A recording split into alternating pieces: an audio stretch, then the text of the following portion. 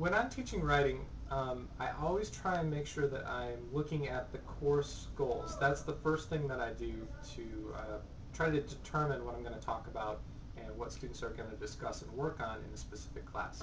And I think context is always the key.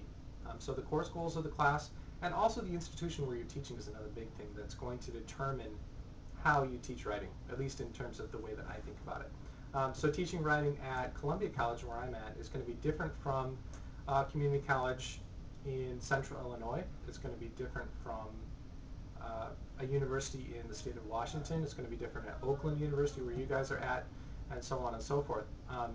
And I've noticed that in each one of these different contexts, I have taught at a lot of those different places.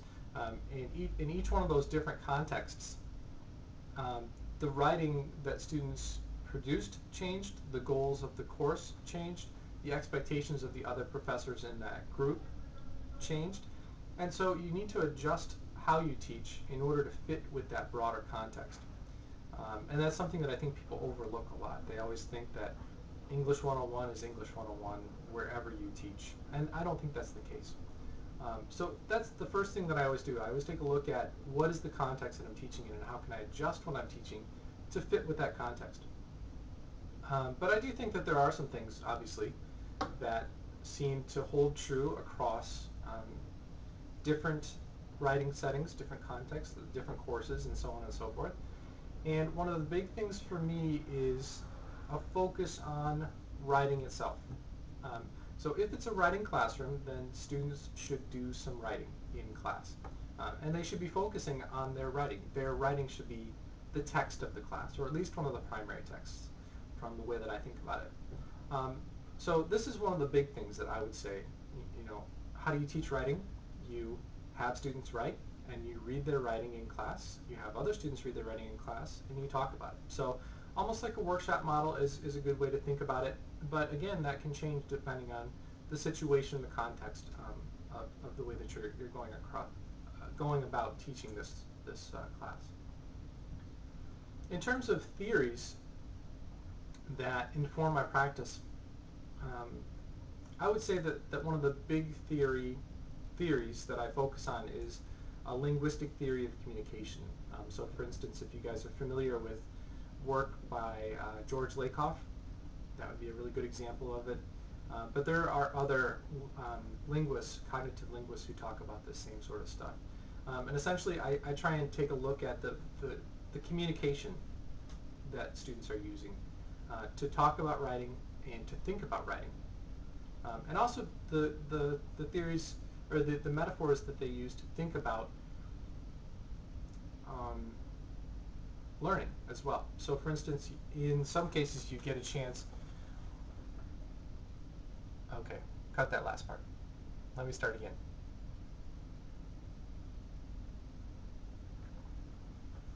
I guess you could say that my teaching is currently informed mostly by theories of communication at the linguistic level. So if you're familiar with theorists like George Lakoff, that would be a really good example.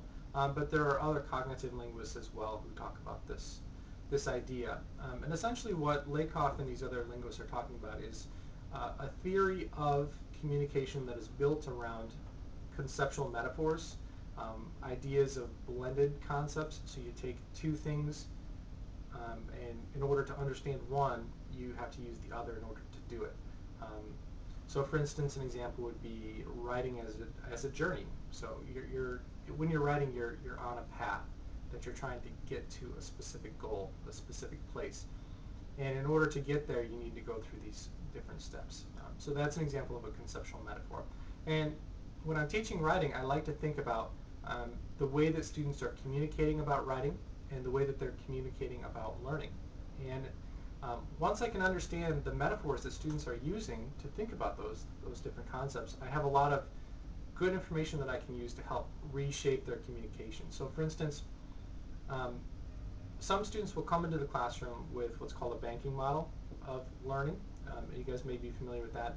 Paulo Freire is kind of the person who created that theory.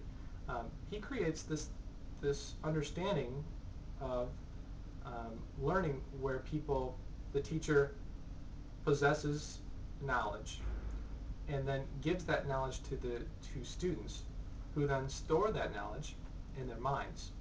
Um, and then once they're called on to repeat that knowledge back to the teacher, they'll do so. And that's kind of the banking model, because they're collecting it, storing it, and then returning it when it's asked for. But Freire says that this isn't the greatest model for education, and that there are other models that are more effective. But what I've found is that students will enter a lot of times expecting that type of learning environment. So they'll sit there, they'll be passive, they'll listen to what you have to say, instead of actively learning. And so one of the things that I try to do is I try to identify students who may have that theory of learning entering the classroom, and work to maybe shift the metaphors they used to think about learning to write. So instead of being passive, listening to what I have to say, expecting me to impart on them knowledge that they can then use in future contexts, what I'll try to do is I'll try to get them to rethink that concept of learning itself, so that learning becomes something active, that they're creating this knowledge as they go along, and that the only way for them to learn is to actually participate in it. So the same thing goes for writing. There are different metaphors. I won't go into a lot of detail, but there are different metaphors that students use to think about writing, and there are some that are more useful than others. And what I'll try to do is I'll try to get students to focus on the more useful metaphors than the ones that they are currently using.